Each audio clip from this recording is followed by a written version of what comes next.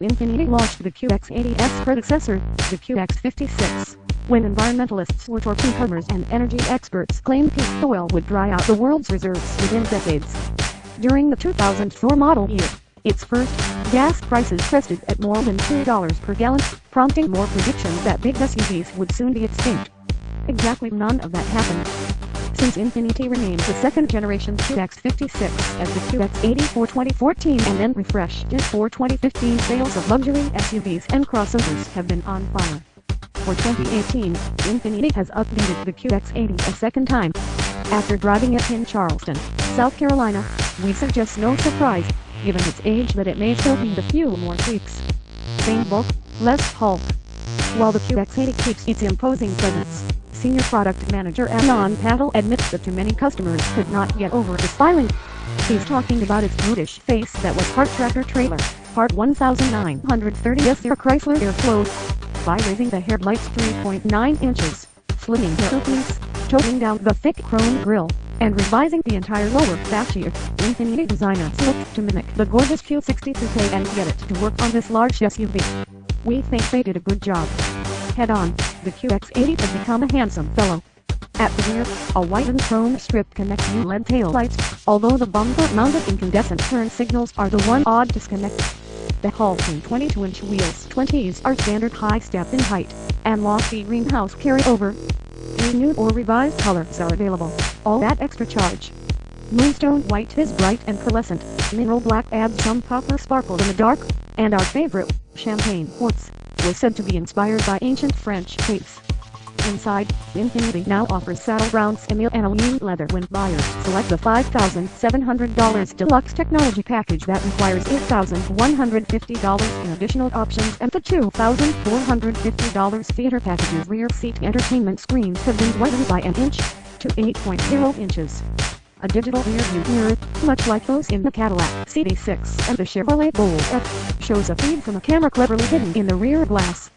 The camera view can be adjusted vertically, and unlike in those competitors, it remains clear in inclement weather because it looks through an area on the backlight that's kept clean by the rear wiper.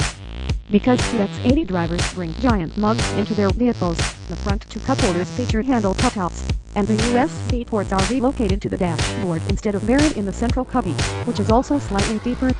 The optional Bose stereo adds 2 more speakers, for a total of 15, and there's a new shifter knob. Got to get back in time. What hasn't changed significantly are the underpinnings of this body-on-frame, truck-based SUV, which follows the same formula as the big Detroit contenders such as the Chevy Tahoe/Suburban, the GMC Yukon, and the Cadillac Escalade. Weaving the QX80 through tight urban streets is akin to being a right tackle pushing his way to the bathroom in a crowded restaurant. You're fully aware of the QX80's potential to bruise, smash, and crush smaller objects into submission, except that the light steering masks the vehicle's 3-ton mass. The steering doesn't communicate anything, the vehicle instead preferring dead straight lines and the gentlest of curves. The loaded example we drove had Infiniti's hydraulic body motion control, which replaces the need for anti-roll bars by hydraulically connecting the dampers. Both the Toyota 4Runner and McLaren's cars have similar roll mitigation systems available, but the QX80 handles clumsily all the same. Perhaps for amusement or warning, Infiniti hides an accelerometer within the infotainment display that has a maximum reading of 0.5 grams. During our latest test of a 2016 model, the QX80 managed to tilt itself around our skid pad to an average of 0.72 grams. There's no masking the top heaviness, and although the right is generally composed and plush, small bumps upset the light rear axle setup where they'd be easily dispatched by a Range Rover or a Mercedes-Benz GLs. While the rear employs self-leveling air springs, the suspension firmness and height are not adjustable. The 5.6-liter V8 shared in varying levels of tune with the mechanically similar Nissan Armada, the Titan pickup, and the Infiniti Q70 sedan isn't but a goodie. In the QX80, the V8 has naturally aspirated 400 horsepower and 413 pounds-feet of torque hustle this bruiser up to speed in short order, its deep roar seeping pleasantly into the cabin. The 7-speed automatic is smooth and unobtrusive, and it does without a sport mode or paddle shifters. There's no doubting the QX80's ability to lug 7 people, with the $250 second row bench, 8 and 2 tow up to 8,500 pounds.